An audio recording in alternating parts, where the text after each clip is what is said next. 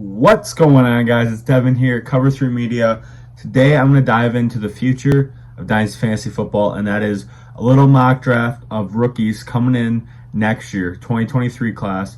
Should be a fun one. Another stat class as we already look forward to why so many people have been valuing these 2023 draft picks so highly. We're going to dive right into it, guys, right after I hit the intro.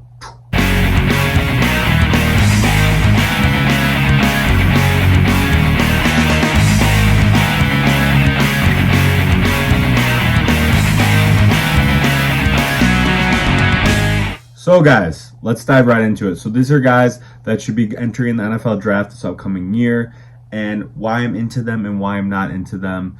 This is going to be 12 picks, Superflex, full PPR, on a little what I think could possibly happen, what I'm liking so far of these prospects. Obviously, everything could change for some guys on where they go in the draft and what team they go to. So let's dive into it. Let's waste no time. Number one pick, not hard for me. I know it's Superflex, and you should be looking at quarterbacks first, but this is where you just cannot pass on this talented back in Bijan Robinson out of Texas. He has everything crossed off. I think we'll see a running back here go in the first round of the NFL draft. It will be him, and I think he'll go earlier than people expect. I know now NFL doesn't value running backs as they used to, but a guy like Bijan Robinson could put his team on his back, like we're seeing with Saquon Barkley. Like we've seen Christian McCaffrey try to do before, like we've seen some other running backs that have emerged doing the same thing. Bijan has everything, guys, and I understand, let's say you have a really stacked running back room and you need a quarterback bad in a super flex league. Don't blame me going with a quarterback here at number one, but I just think Bijan is just something else, and he's a generational guy. I think he's the best running back prospect we have seen since Saquon Barkley, who has been doing magic work this season. Next pick at 2 is going to be CJ STROUD of Ohio State. I go back and forth between him and Bryce Young all the time, and I think it's going to determine a lot for me where they end up going to and how they finish their seasons out. With CJ STROUD here, he is the front runner, I think, for the Heisman Trophy right now, him and Hendon Hooker from Tennessee. STROUD has looked great. He's been having not even his best target for most of the season. He's still getting it done. He's looked great. The only thing I'm worried about, which is just a prototypical answer, is an Ohio State quarterback not working out in the NFL. Unfortunately, that's just how it's been in the NFL. Let's hope CJ STROUD can be that first to really break that mold. And I know NFL and college is changing. We're seeing more athletic guys be able to compete in the NFL and show why they're good. But I'm hoping STROUD can break that. I like everything I see with STROUD, and we can see what happens there. And that's just going to determine a lot how I feel about with him the rest of the way it goes and where he gets picked in the draft. So I have CJ STROUD going number 2 in this rookie mock. Next up at 3 is Bryce Young out of Alabama. Like I said, I go back and forth here with him and CJ STROUD. Bryce Young's game reminds me a lot of Deshaun Watson, where he has a lot of, time to make some crazy decisions, be elusive, make plays for his teammates, and looked very poised. I know they lost to Tennessee at Alabama here recently, but he looks so poised, and I think he's going to be a great NFL quarterback. So again, it depends where they go in the order, but I don't blame him for taking Bryce Young over Bijan or CJ STROUD if you really like him and you're looking for that quarterback in a super flex league. So a lot to be determined, and Bryce Young is an absolute beast. Won the Heisman Trophy last year, don't forget. So I love Bryce Young here at 3 in this mock. Now at 4, we got Jaxon Smith-Njigba from Ohio State. I know he's only played one game this season, and a lot of people are kind of moving him down their rankings. I'm not at all. I've already seen what I need to see. He hasn't been playing as well this year because he hasn't been playing at all. Jahmyr Chase reminds me of a lot. Jahmyr Chase didn't even play his junior year. He sat out the whole year because he didn't need to play, and he was so confident, and obviously went to a great situation with his college quarterback.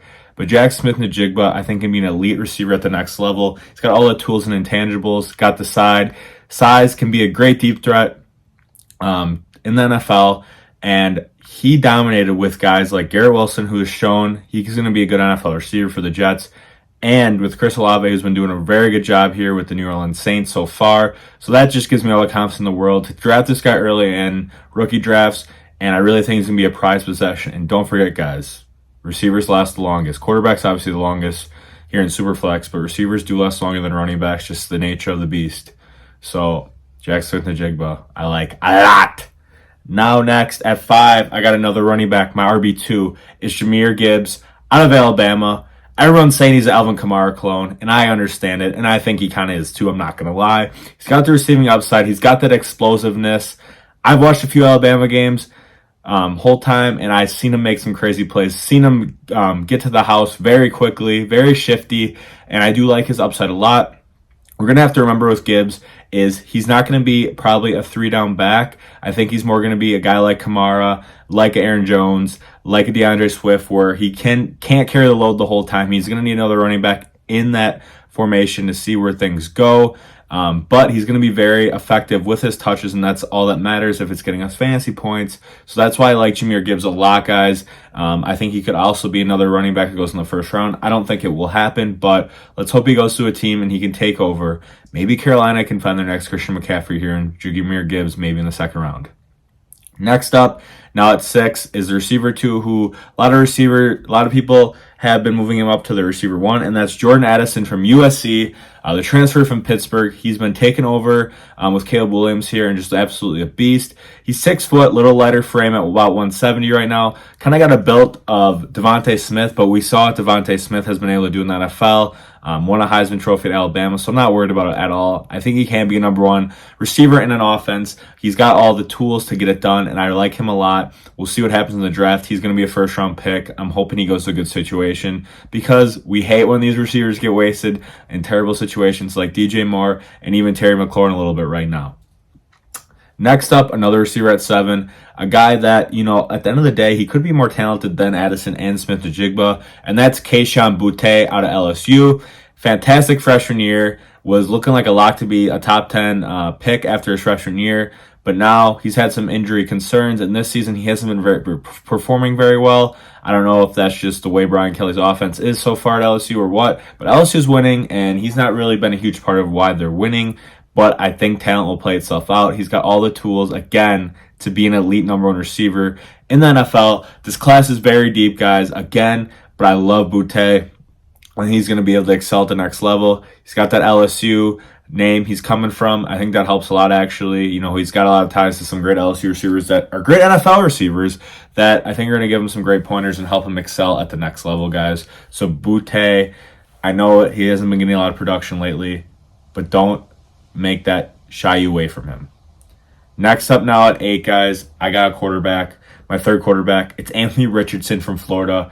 He is an electric player. He's got the legs and he's got a cannon. He's going to have to work on the accuracy, and I think if he goes to the right system and the right coach, I think that can be fixed. This is Superflex. If you can find a guy that ends up turning into a Lamar Jackson, Jalen Hurts, you're going to be happy. I think Trey Lance could have been on his way to being like that. I know Trey Lance has some issues as well with accuracy, but just his size and speed is everything we need to know, especially in fantasy. It just helps having that rushing ability. I think Richardson is going to be a first-round NFL pick when it's all said and done. I just think that NFL is gearing towards that more, and I think an offense is ready to be maybe built around him like Lamar Jackson, and I think that could be a really good steal for you guys in the first round of your rookie drafts come May or whenever you guys do it.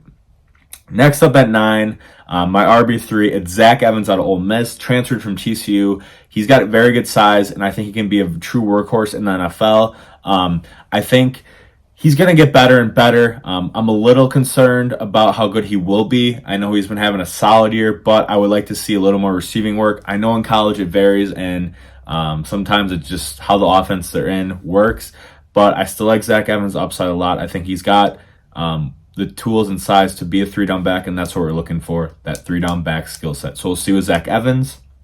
Next up at 10 is another running back that I've gone back and forth between with Zach Evans, and that's Sean Tucker out of Syracuse. He's only 20 years old, guys, 20 years old,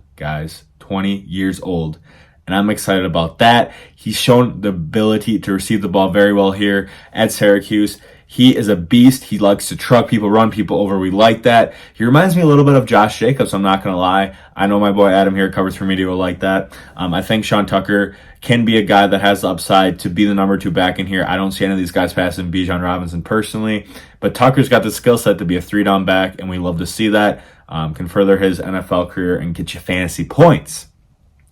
Now next up in this mock draft at 11, we have Quentin Johnston out of TCU, 6'4" monster, deep threat, literally looks like Mike Williams to me. And I know it's a lot of boom and bust games coming for you if he's similar to him, but that's all right. We'll take the booms. That's what you got to remember when you have a guy like that. He's a perfect flex option. I think Quentin Johnston could maybe develop into being a more consistent player, and let's hope. But I've been watching him here at TCU this year, and he is just showing he has the ability to put together some big games and an explosive offense, and I think he can do that in the NFL in the right offense. I don't know if he's going to be a true number one receiver just because he looks like he's limited with just being a deep threat, but I think that can change, and we'll see what happens with that. But I love his skill set. Again, there's a lot of receivers in this draft that it can easily pass Quentin Johnston and some other guys. It's a deep class, so we're excited about that. And now to round up this mock draft here at 12, we got Will Levis, quarterback out of Kentucky, another quarterback. So that's probably going to be a first-round pick as of right now. So that first-round capital moves quarterbacks up, regardless if you think they're going to be great or not in Superflex formations, because starting 2 quarterbacks, they're going to become almost the most valuable position in your leagues. That's why I have those Stroud and Young going so high, even though I still took Bijan at 1. But Will Levis, he's got the size. I think he's got potential to be a very good quarterback. I do have some concerns. I don't know how good he actually will be. He's been a little inconsistent at times, but he has the size, and I think if he's put in the right situation, which always determines a lot with quarterbacks, being in the right situation, their coaches' willingness to help them grow, and we're not really seeing that with Justin Fields right now in Chicago. So Will Levis, let's hope he could get that situation down for him. But yeah, that's my top 12 guys here in rookie mock draft here as of right now at the end of October. A lot can change, guys. Some guys can rise up the board still. Obviously, when we're doing this again towards, after the NFL draft or before the NFL draft, a lot will change again. So please check this out, guys. This is just giving you insight of why people are valuing these 2023 picks so highly. Watch these guys I've listed here the rest of the year and see how they perform and see how they stack up in your rankings, guys. Again, appreciate you guys watching here at Cover 3 Media. Please leave a like. Give us a little subscribe here on YouTube. We'd really appreciate it. We're also on TikTok and Instagram, posting videos daily at Cover 3 Media, Christian, Adam, and myself. Stay with us, guys. We're here to help you win championships. We're here to help you out in season long and dynasty. Any formation, anything you got. Check us out here at all of our other videos. And again, any start set questions, any trade questions, we're always here. Leave us comments. See you later, guys. Have a great night or day whenever you're watching this.